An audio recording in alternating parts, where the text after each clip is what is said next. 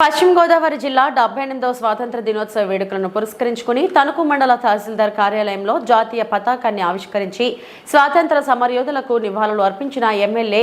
ఆరుమెల్లి రాధాకృష్ణ ఈ సందర్భంగా ఆయన మాట్లాడారు.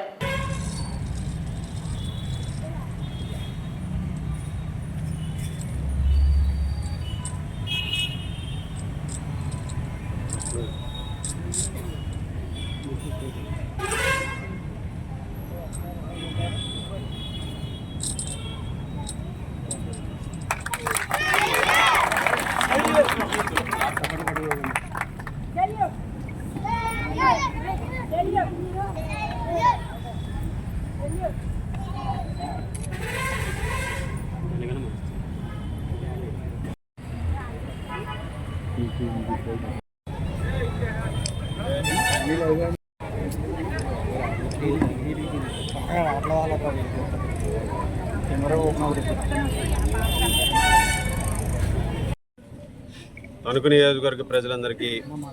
78వ స్వాతంత్ర దినోత్సవ శుభాకాంక్షలు తెలియజేసుకుంటూ మన తెలుగువారైనటువంటి జాతీయ జెండా రూపకర్త స్వర్గీయ పింగళ వెంకయ్య గారికి నివాళులు అర్పిస్తూ ఈరోజు ఎంతోమంది సమరయోధుల త్యాగ ఫలితంగా ఏర్పడినటువంటి స్వతంత్ర భారతదేశంలో ఈరోజు స్వేచ్ఛని మనందరం కూడా పొందుతున్నామంటే ఎంతోమంది త్యాగధనుల ఫలితం అని సందర్భంగా తెలియజేసుకుంటూ ఈరోజు ఎంతోమంది స్వాతంత్ర సమరయోధులు స్వతంత్ర పోరాటంలో పాల్గొని ఈ దేశం కోసం అసూలు బాసినటువంటి ప్రతి ఒక్కరికి కూడా నివాళులు అర్పించుకుంటూ వారి స్ఫూర్తితో మనందరం కూడా స్వాతంత్ర ఫలితాలని ముందుకు తీసుకెళ్తూ ఈ దేశ అభివృద్ధిలో, ఈ సమగ్ర అభివృద్ధిలో, ఈ రాష్ట్రం, ఈ నియోజకవర్గ అభివృద్ధిలో ప్రతి ఒక్కరూ కూడా పాల్గొని ముందుకు వెళ్ళాలని సందర్భంగా తెలియజేసుకుంటున్నాను. అలాగే గౌరవ ముఖ్యమంత్రి శ్రీ నారా చంద్రబాబు నాయుడు గారు కూటమి ప్రభుత్వం ఏర్పడిన తర్వాత ఈ రాష్ట్రంలో అనేక సంస్కరణలు చేస్తూ నిర్వీర్యమైపోయినటువంటి రాష్ట్రాన్ని పునర్నిర్మాణం చేసే విధంగా అటు కేంద్ర ప్రభుత్వం, ఇటు రాష్ట్ర ప్రభుత్వం కూడా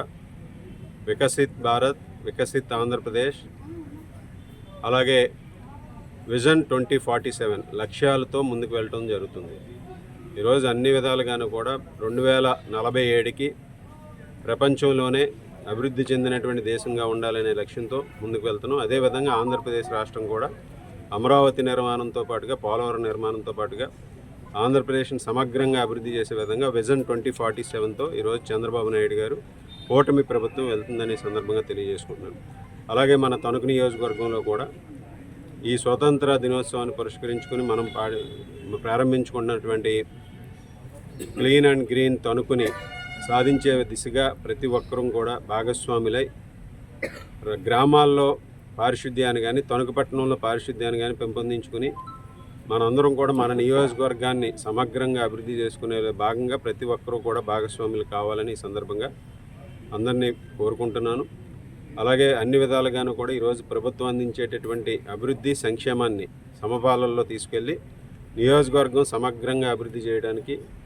అందరం కూడా భాగస్వాములు అవుదామని సందర్భంగా తెలియజేసుకుంటూ ప్రతి ఒక్కరికి కూడా మరొకసారి స్వాతంత్ర దినోత్సవ శుభాకాంక్షలు తెలియజేసుకుంటాం.